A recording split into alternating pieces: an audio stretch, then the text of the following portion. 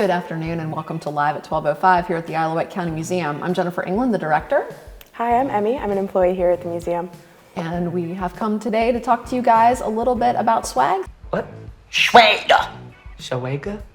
Swag. Thanks so much for tuning in. So Emmy, what's the last piece of swag that you received or used? I actually used a coffee cup this morning that had my gym that I go to on it, so. Excellent, excellent. I actually have a pocket knife. It's a little bit faded now, but it's got Alouette County Museum on it. Somebody sent it to us thinking that we might have them in the gift shop. I think it's pretty cool because it's got a Phillips head on there, but they didn't have enough room to write Alouette County Museum, so it says Alouette County Muse. Anyway, cracks me up. So we're going to talk a little bit about some swag that we happen to have in the collection, but first, a little background. The word swag, it's a short form of the word swagman, and that was an Australian transient worker who carried a large bag of belongings. And the term eventually made its way to America in the early 1900s, where it kind of became slang for stolen goods.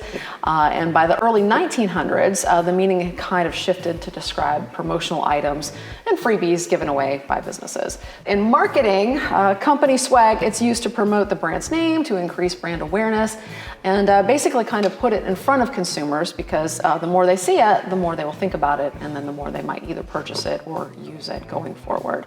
So we, of course, do have some examples of swag in our collection, and Emmy pulled a few items to share with you all today. What you got, Emmy? Yeah, so I have 3 things to share. The first one is this lunch tray. So this lunch tray was from the South Plant lunchroom at Smithfield Packing, and they had them in various colors. This one happens to be white.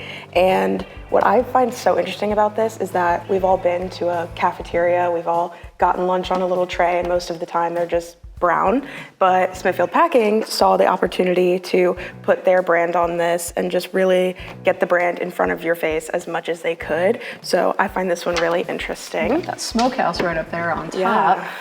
And then the next one is one of my favorite items I've seen recently. This is a 3-ring binder from Smithfield High School. So it's got Smithfield High School, the Packers, Smithfield, Virginia, but what's awesome is the inside is covered with advertisements. So we have a Coke ad, which we see a lot of here because there is a bottling plant in Suffolk, a Tasty Freeze ad, which is quite the throwback, Tri-City Tires, and then an ad for Elsie Brown Florist. And there's even more on the back and on the spine. It is just completely covered with advertisements. And I find it so interesting because a binder is something that every student uses and needs, and to see the opportunity and say, I'm gonna put my company on it so that you see it every day. We also have swag from Elsie Brown Florist. This is a blotting card, so you would blot up extra ink, and it has Elsie Brown Florist with this beautiful greenery.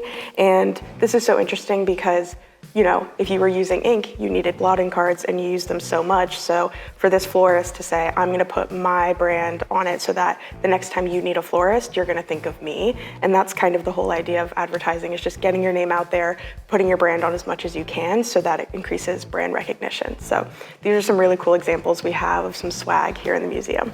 Excellent, excellent. So do you have a need for that type of blotting device upstairs when you're working on the collection? No, most of it's on the computer now, but back in the days when they were using ink, that was definitely a thing. Must needed. Ink all over those cans. Yep. Awesome.